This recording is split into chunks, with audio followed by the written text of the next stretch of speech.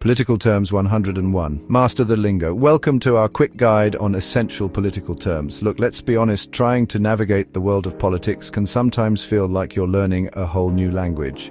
And much like trying to order a kebab in Azerbaijan, it can be both exhilarating and utterly baffling.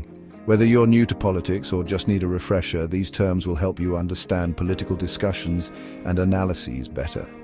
Think of this as your crash course, your Rosetta Stone, your politically themed phrasebook for that trip you didn't know you were taking.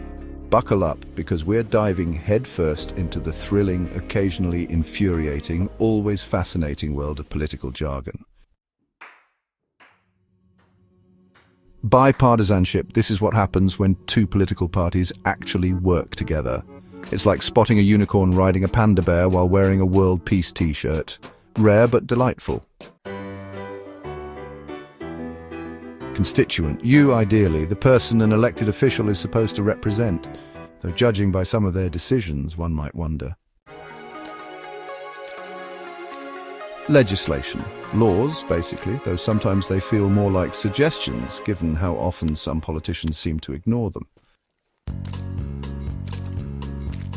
Chapter 4, Lobbying. When special interest groups try to influence politicians. It's like a whisper campaign, but with more money and fewer morals. Chapter 5, Partisan. Being so blindly loyal to one political party, you defend them even if they endorsed pineapple on pizza. Chapter 6, Populism. Appealing to the common person. Though what that actually means is often up for debate, like the existence of Bigfoot or the best way to make a cup of tea. Chapter 7. When the public votes directly on an issue, it's like democracy's greatest hits album, all killer, no filler. Chapter 8. The person already in office. They have the advantage, kind of like how your cat always gets the comfy spot on the couch. Chapter 9.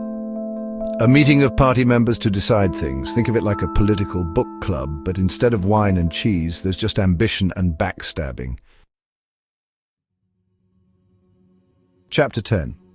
The Electoral College. The system used to elect the US president. It's complicated, occasionally controversial, and frankly, we could use a whole other video to explain it.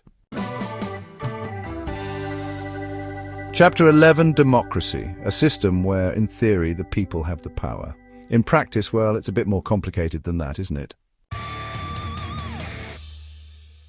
Chapter 12, Authoritarianism, the opposite of democracy. Think of it like that one friend who always insists on choosing the restaurant and the movie. Chapter 13, Constitution, the rule book for a country, except when politicians try to reinterpret it, which happens more often than you'd think. Chapter 14, Federalism, a system where power is divided between national and local governments. It's like a relationship. Sometimes it works, sometimes it's a complete mess.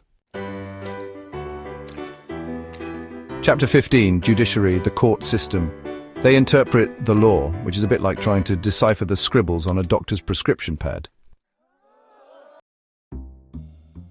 Chapter 16, Campaign. The organized chaos that precedes an election. Expect lots of promises, attack ads, and awkward baby-kissing photos. Chapter 17, Primary Election. An election within a party to choose their candidate. It's like the Hunger Games, but with slightly less bloodshed, usually.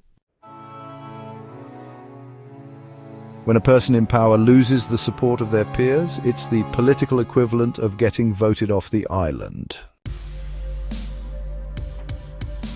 The right to vote. A right that was hard-won and should never be taken for granted, like a perfectly ripe avocado. Organizations that raise money to influence elections. They're like the wealthy donors whispering in the ears of those in power. Thanks for watching. We hope this guide helps you navigate political conversations with ease, or at least provides you with enough ammunition to hold your own at your next family dinner. Remember, knowledge is power, and understanding these terms is just the first step towards becoming a more informed and engaged citizen. Don't forget to like, share, and subscribe for more informative content.